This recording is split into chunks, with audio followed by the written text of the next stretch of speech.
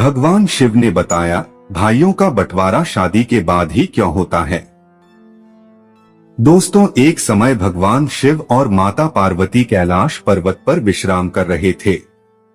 तभी माता पार्वती भगवान शिव से कहती हैं, हे स्वामी, आज मेरे मन में कुछ प्रश्न उठ रहे हैं, कृपया मेरे इस प्रश्नों का उत्तर देकर मेरे मन की जिज्ञासा को शांत कीजिए।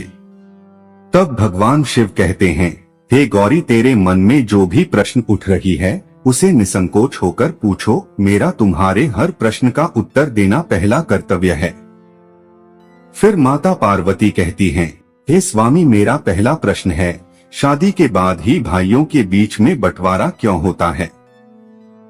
और मेरा दूसरा प्रश्न है, शादी के बाद भाई को बहन क्यों बुरी लगने लगती है। तब भगवान शिव कहते हैं, हे गौरी, आज तुमने बहुत ही अच्छा प्रश्न पूछी हो जो हर मनुष्य के लिए कल्याणकारी सिद्ध होगी।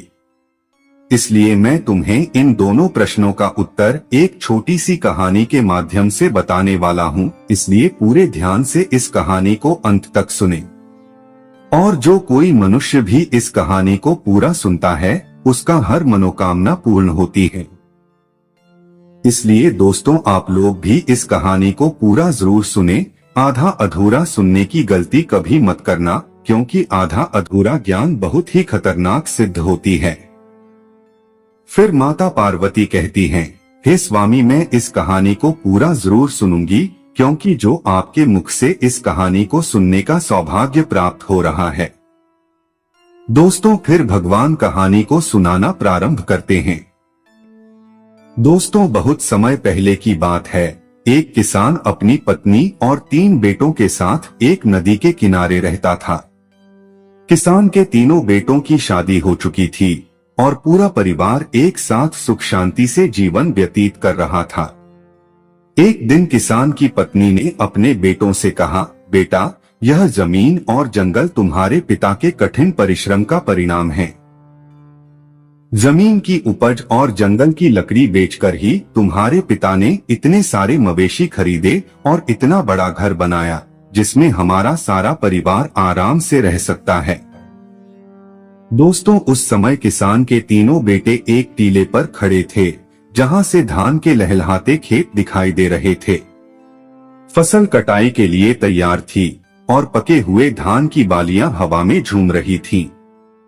किसान का सबसे छोटा बेटा, जिसका नाम श्याम था, अपनी माँ से बोला, माँ, आप सही कह रही हो, मुझे पिताजी के साथ सुबह सुबह खेतों में जाना बहुत अच्छा लगता था। आज भी मुझे वो दिन याद हैं। फिर भगवान शिव कहते हैं, हे गौरी, किसान का सबसे छोटा बेटा श्याम अपने पिता की तरह खेती में रुचि रखता था। उसे खलिहान में काम करना बहुत पसंद था। श्याम को कड़ी मेहनत करनी पड़ती थी। उसे मजदूरों को संभालना, फसल की उपज को इकट्ठा करना और फिर उसके लिए सही खरीदार ढूंढना जैसे सभी कार्य करने पड़ते थे। किसान के 2 बड़े बेटे भी थे। सबसे बड़े बेटे का नाम प्रकाश था और उसने ज्योतिष का काम शुरू किया। फिर इस काम में उसे बहुत सफलता मिली और उसने काफी धन कमाया। दूसरे बेटे का नाम अनुज था, जिसने व्यापार में सफलता प्राप्त की और वह भी बहुत पैसे कमाने लगा। पूरे परिवार में खुशी का माहौल था और किसी को भी कोई कष्ट नहीं था। फिर एक दिन किसान बीमार हो गया और उसने अपनी पत्नी से कहा, मुझे लगता है कि मेरा समय आ गया है। तुम मुझसे एक वादा करो कि बच्चों के बीच कभी भी जमीन जायदाद का बंटवारा नहीं होगा। मैं चाहता हूं कि हमारे तीनों बच्चे मिलजुल कर रहें और घर में कोई भी भेदभाव न हो, क्योंकि जिस घर की एकता टूट जाती है वह घर बिखर जाता है। फिर उसकी पत्नी ने वादा किया और किसान की मृत्यु हो गई। दोस्तों, फिर समय बीतता गया और एक दिन किसान की पत्नी ने अपने तीनों बच्चों को बुलाया और उसने कहा, बेटों, मैं तुमसे एक वादा लेना चाहती हूँ। तुम्हारे पिता की अंतिम इच्छा थी कि तुम्हारे बीच कभी भी जमीन जायदाद का बंटवारा नहीं होगा। तुम तीनों भाई और तीनों बहुएं हमेशा मिलजुल कर जीवन यापन करोगे, क्योंकि जिस घर की एकता टूट जाती है वह घर कभी भी उन्नत नहीं हो पाता है। दोस्तों फिर वही किसान की पत्नी की बात को सुन करके तीनों बेटे कहने लगे, हाँ माँ, आप जैसा चाहती हो, पिताजी की जैसी इच्छा थी, हम उनकी इच्छा के विरुद्ध कभी नहीं जाएंगे और तीनों भाई हमेशा प्रेम से रहेंगे। दोस्तों फिर अपने बेटों की बात को सुन करके माँ को बहुत ही खुशी हुई। वहीं जो सबसे बड़ा बेटा जिसका नाम प्रकाश था, वह ज्योतिष में बहुत ज्यादा निपुण था, इसलिए आसपास के लोग उस प्रकाश से कई मामलों में राय लेने आते थे, तो प्रकाश का गुजारा बढ़िया तरीके से हो जाता था। वहीं दूसरे नंबर का बेटा जिसका नाम अनुज था, वह भी एक बड़ा व्यापारी था, उसकी भी कमाई ठीक ठाक हो जाती थी। वहीं सबसे बड़ी मुश्किल यह थी कि किसान का जो सबसे छोटा बेटा था जिसका नाम श्याम था, वह कड़ी मशक्कत करता था, बहुत मेहनत करता था, सुबह से लेकर शाम तक खेतों में लगा रहता था, फिर भी उतनी कमाई नहीं कर पाता था जितनी कमाई दोनों बड़े भाई करते थे। दोस्तों फिर समय धीरे धीरे गुजरता गया। वहीं किसान के दो बड़े बेटे जो ठीक ठाक कमाई करते थे, वह अपने पिता को दिया हुआ वचन भूल जाते हैं और अपनी पत्नियों के साथ में ऐशो आराम का जीवन व्यतीत करने लगते हैं। वहीं जब किसान के दो बड़े बेटों की बहुएं ऐशो आराम का जीवन जीती हैं और जो सबसे छोटा बेटा श्याम था, उसकी पत्नी घर पर ही कमाई करती रहती है, उसे घूमने के लिए नहीं मिलता, ना ही उसे शौक करने के लिए मिलती। वहीं जब वह अपने बड़े जेठ और अपनी जेठानी को देखती है तो उसका हृदय दुखी होता है कि हम तो पिता के वचनों का पालन आज भी कर रहे हैं, लेकिन हमारे बड़े दोनों जेठ और दोनों जेठानी ऐसो आराम का जीवन जी रहे हैं। दोस्तों फिर भगवान शिव कहते हैं, हे पार्वती, वही किसान का सबसे छोटा बेटा जो श्याम था, एक दिन उसकी पत्नी जब बहुत ज्यादा दुखी हो गई और जब शाम को श्याम घर वापस आया तो उससे कहने लगी कि मेरे भाई के यहाँ से चिट्ठी आई है, उसने हमें अपने घर पर बुलाया है, हमारे आपके लिए न्योता भेजा है। कुछ दिनों पहले ही हमारे भाई ने अपना घर बनाया था, उसमें गृह प्रवेश होना है, वह यह चाहता है कि हम दोनों कुछ दिन के लिए उनके पास रहे। दोस्तों वहीं अपनी पत्नी की बात को सुन करके किसान का छोटा लड़का कहने लगा, देखो खेती में बहुत काम करना पड़ता है, मेरे पास में इतना समय नहीं है कि मैं तुम्हारे साथ में तुम्हारे मायके जा सकूं। यदि मैं तुम्हारे साथ तुम्हारे मायके चलूंगा तो खेती का काम खराब हो जाएगा, जिससे सब बर्बाद हो जाएगा। दोस्तों फिर वही पत्नी तमतमा कर कहने लगी कि ठीक है, हम जीवन भर इसी घर में पड़े रहेंगे, हमारे मन की कोई इच्छा नहीं है। दोस्तों वही पत्नी को गुस्से में देख करके किसान का छोटा लड़का कहने लगा, ठीक है, मैं ऐसा करता हूँ कि तुम्हारे जाने का इंतजाम कर देता हूँ, पर मैं नहीं जा पाऊंगा। दोस्तों फिर उसकी पत्नी कहने लगी, यदि हम जाएंगे तो दोनों साथ जाएंगे, वरना कोई नहीं जाएंगे। वही पत्नी की बात को सुन करके श्याम कहने लगा, ठीक है, जैसी तुम्हारी मर्जी, जाना है तो जाओ, नहीं जाना है तो मत जाओ। दोस्तों फिर भगवान शिव कहते हैं, हे पार्वती, वही किसान के सबसे छोटे बेटे की बहू अपने दोनों बड़े जेठ और जेठानी का नजारा देख करके पहले से ही छड़ी हुई थी कि महीना भर आराम करते हैं और ऐशो आराम का जीवन वह सभी बिताते हैं। दोस्तों फिर ऐसा सोच करके वह श्याम की पत्नी कहने लगी, क्या हमने घर का सभी काम करने का ठेका ले लिया है? घर में और खेती का काम हम दोनों मिलकर करते हैं और आपके दोनों बड़े भाई आपकी भाभियों के साथ में मौज मस्ती का जीवन जी रहे हैं। क्या आपने कभी सोचा है कि मेरा भी मन करता है हम भी शौक शान का जीवन जिए? फिर जब उनको अपना अपना ही करना है, हम दोनों की कोई फिक्र ही नहीं है, वह तो दोनों बाहर रह करके मौज मस्ती का जीवन जी रहे हैं। फिर अपने अपने पत्नियों के साथ में चारों ओर घूमने चले जाते हैं और मैं हमेशा इस घर में ही पड़ी रहती हूँ। आप बताओ, क्या यह अन्याय नहीं है? दोस्तों फिर भगवान शिव कहते हैं, हे पार्वती, फिर तो अपनी पत्नी की बात को सुन करके श्याम की नींद खुल गई और फिर उसकी पत्नी आगे कहने लगी, अब तुम मेरी एक बात सुनो। जायदाद के बंटवारे की बात चलाइए ताकि हम लोग अलग रह सकें। यदि हम अलग रहेंगे तो हमको भी अपने घूमने के लिए कुछ समय मिलेगा। दोस्तों, फिर इस प्रकार अपनी पत्नी की बात को सुन करके श्याम को लगा कि उसकी पत्नी सही कह रही है। मेरा काम मेरे भाई के काम से ज्यादा महत्वपूर्ण है। मेरी ही वजह से वह दोनों इतने ठाठ से और आराम से जीवन जीते हैं तथा मैं और मेरी पत्नी नौकरों की तरह इस घर में लगे रहते हैं। दोस्तों, फिर एक दिन जब सभी भाई घर में खाना खा रहे थे तो किसान के सबसे छोटे लड़के ने अपनी माँ और भाइयों से कहा कि उसे जायदाद में उसका हिस्सा चाहिए। अब वह शामिल नहीं रहेगा। फिर वहीं अपने सबसे छोटे बेटे की बात को सुन करके माँ को बड़ा झटका लगा और उसने कहा, तुम्हारे पिता चाहते थे कि तुम सब मिलजुल कर एक होकर रहो। दोस्तों, फिर वहीं सबसे छोटा बेटा कहने लगा, माँ मैं अब शामिल नहीं रह सकता हूँ। फिर तो दोनों भाइयों ने भी हामी भर दी और उन्होंने भी कहा, ठीक है, जायदाद का बंटवारा हो जाना चाहिए। वहीं जमीन जायदाद के सभी कागज जिनके आधार पर बंटवारा होना था वही सब तैयार की जाते हैं। वहीं बंटवारा होने से पहले किसान की पत्नी अपने तीनों बेटों से कहती है कि बंटवारा बाद में होगा। पहले हमारे घर की परंपरा है, कोई भी कार्य करने से पहले सबसे पहले भगवान जगन्नाथ के दर्शन अवश्य करने चाहिए। फिर अपनी माँ की बात को सुन करके सभी बेटे तैयार हो जाते हैं और अपनी माँ की बात मान करके अगले दिन सभी बेटे अपनी पत्नियों और माँ के साथ में यात्रा पर निकल पड़ते हैं।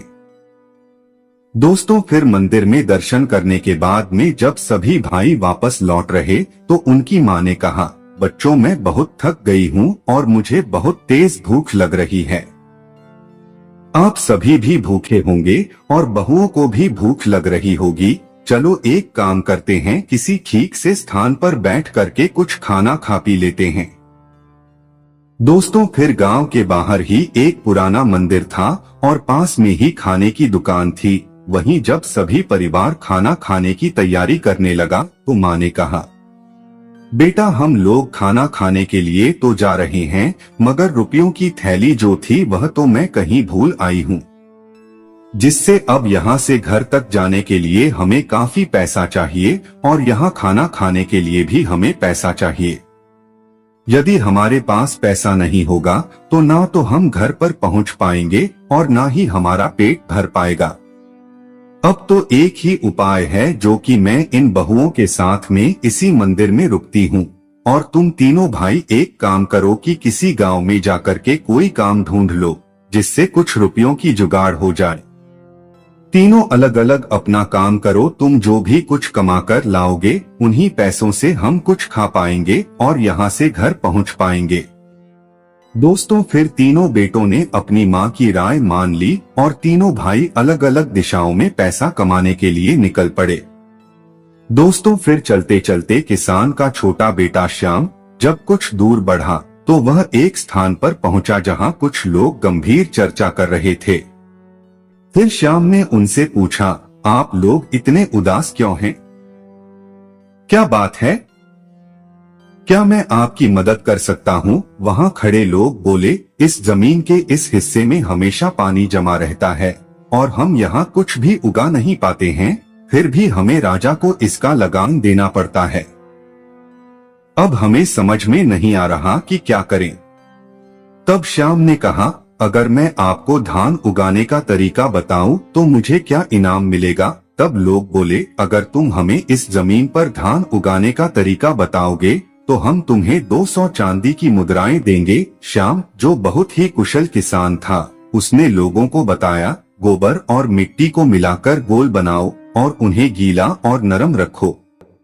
फिर हर गोले में बीज डाल दो और उन्हें सूखने दो। तब गांव वालों ने ध्यान से उसकी बात सुनी और उन्होंने पूछा, इन गोलों का क्या करें? तब श्याम ने कहा, इन गोलों को इस जमीन में डाल दो, ये गोल जमीन में धंस जाएंगे और बीज भी अंकित हो जाएगा। दोस्तों, फिर गांव वालों ने श्याम के बताए हुए तरीके का पालन किया और उस बंजर जमीन में बीज अंकुरित हो गए। तब गांव वालों ने श्याम को धन्यवाद दिया और खुशी खुशी उसे 200 मुद्राएं भेंट की। दोस्तों, फिर श्याम उन मुद्राओं के साथ अपनी मां के पास उसी मंदिर में लौट आया। दोस्तों, किसान का दूसरा बेटा अनुज घूमते घूमते एक दिन एक ऐसे स्थान पर पहुंचा जहां उसने देखा कि एक व्यक्ति पेड़ के नीचे बैठा हुआ बहुत उदास नजर आ रहा था। फिर अनुज ने उससे पूछा, आप इतने चिंतित क्यों हैं? क्या मैं आपकी किसी तरह से मदद कर सकता हूँ? फिर वह व्यक्ति बोला, हम 4 भाई हैं। हमारे पिता के निधन से पहले उन्होंने अपनी सारी संपत्ति हम चारों में बांट दी थी, लेकिन एक काली बिल्ली थी जिसे बांटना बहुत मुश्किल था। हम सबने तय किया कि बिल्ली हम सबके साथ रहेगी। फिर एक दिन उस बिल्ली की एक टांग टूट गई जो मेरे हिस्से में आई थी। मैंने उसकी जख्मी टांग पर तेल लगाकर पट्टी बांध दी। बिल्ली को आंच अच्छी लगती थी, इसलिए वह चूल्हे के पास सोने चली गई। जैसे ही वह सोई, चूल्हे से निकली एक चिंगारी उसके तेल लगे कपड़े पर गिर गई और आग लग गई। जब बिल्ली वहां से भागी तो आसपास के घरों में भी आग लग गई और सब कुछ जलकर राख हो गया। पड़ोसियों ने इसका सारा दोष मुझ पर मढ़ दिया, क्योंकि आग की शुरुआत उस टांग से हुई थी जो मेरे हिस्से में आई थी। मामला पंचायत तक पहुंचा और पंचों ने कहा कि जिस टांग से आग लगी वह मेरे हिस्से की थी, इसलिए पूरा नुकसान मुझे ही भरना होगा। लेकिन मेरे पास इतने पैसे नहीं हैं। अब मैं क्या करूं? इसी वजह से मैं चिंतित हूं। उस व्यक्ति की बात सुनकर अनुज ने कहा, चिंता मत करो, अगर मैं तुम्हारी समस्या का समाधान कर दूं तो तुम मुझे क्या दोगे? फिर व्यक्ति ने जवाब दिया, अगर तुम मेरी समस्या का समाधान कर दोगे तो मैं तुम्हें 400 सोने के सिक्के दूंगा। शर्त मानने के बाद अनुज ने कहा, ठीक है, तुम अपने पड़ोसियों और गांव के बुजुर्गों को बुलाओ, मैं शीघ्र ही आऊंगा। व्यक्ति ने गांव के सभी लोगों को बुला लिया।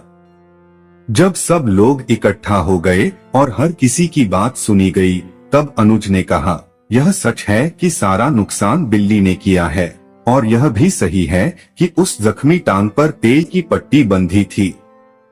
यह भी सही है कि बिल्ली के भागने से घरों में आग लगी, लेकिन एक बात आपने नहीं सोची कि जख्मी टांग के साथ बिल्ली भाग ही नहीं सकती थी।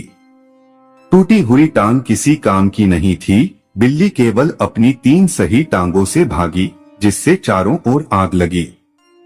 अब आप ही बताइए, क्या दोष टूटे हुए टांग का है या सही टांगों का? फिर अनुज की इस बात से गांव वाले अचंभित हो गए और सभी ने सिर हिलाकर सहमति जताई। अंततः फैसला हुआ कि सही 3 टांगों के मालिक को हर्जाना देना होगा। जख्मी टांग का मालिक बहुत खुश हुआ और वादे के अनुसार अनुज को 400 सोने की मुद्राएं भेंट की।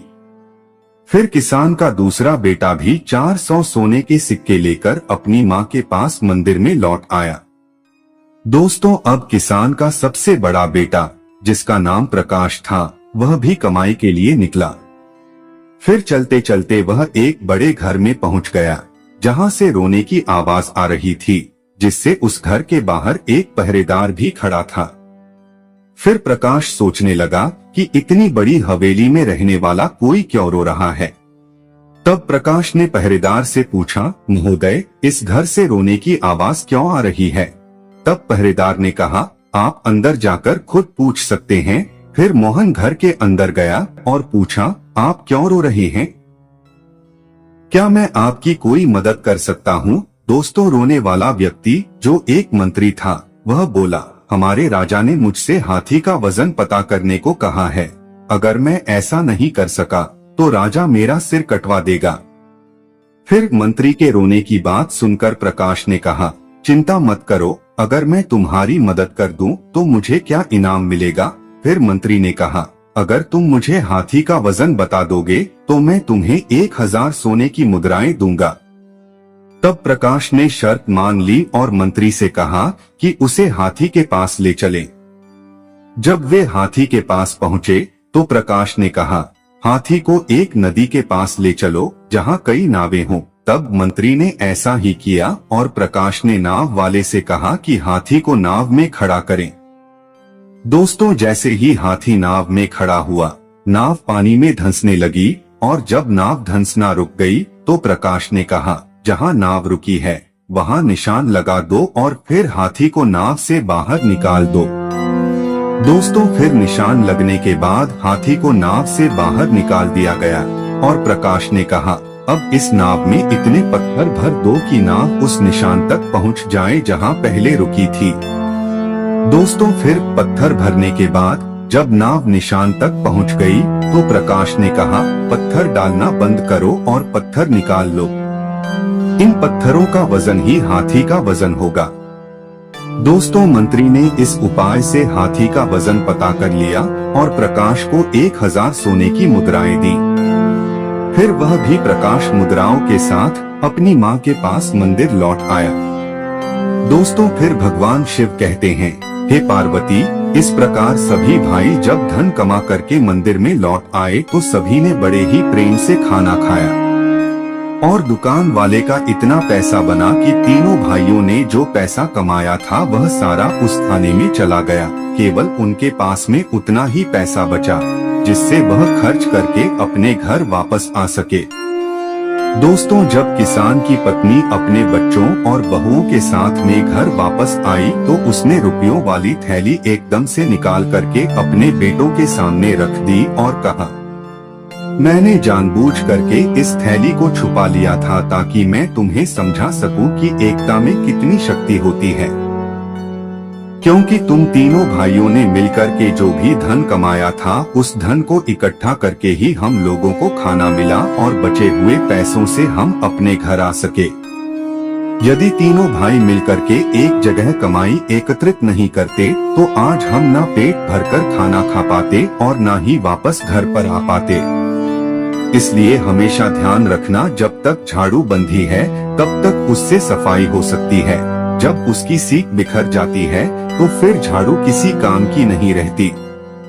इस प्रकार जब तक तुम तीनों के अंदर एकता का भाव रहेगा तब तक इस घर की उन्नति होती रहेगी और जिस दिन बंटवारा हो गया उस दिन इस घर की उन्नति रुक जाएगी।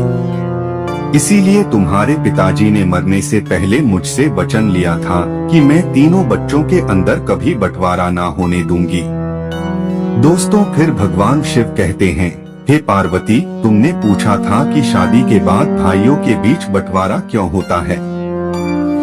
तो समझो, अक्सर लोग कहते हैं कि बंटवारा बहुओं के कारण होता है, लेकिन ऐसा नहीं है। बंटवारे की नौबत इसलिए आती है क्योंकि जब दो भाई ज्यादा कमाते हैं और एक भाई कम कमाता है तो ज्यादा कमाने वाले भाई अपनी पत्नियों के साथ ऐशो आराम की जिंदगी जीने लगते हैं और कम कमाने वाले भाई की अहमियत नजरों में कम हो जाती है। कम कमाने वाले भाई की पत्नी यह सब देखती है कि दिन रात मेहनत करने के बावजूद उनका जीवन कठिन है, जबकि घर की जिम्मेदारी निभाते हुए भी उनके जेठ अपनी पत्नियों के साथ शानदार जीवन जी रहे हैं।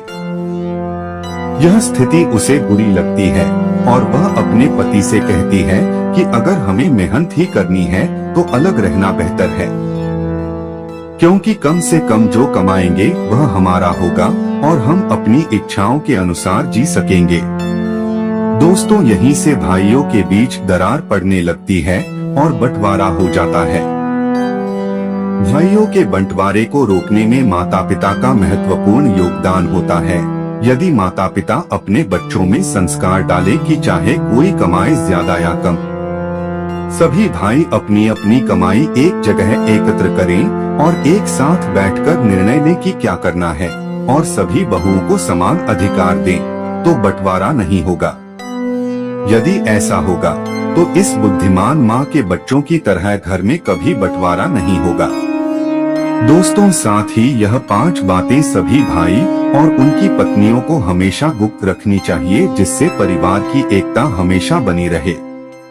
यह 5 बातें हमेशा परिवार को टूटने से बचाती हैं।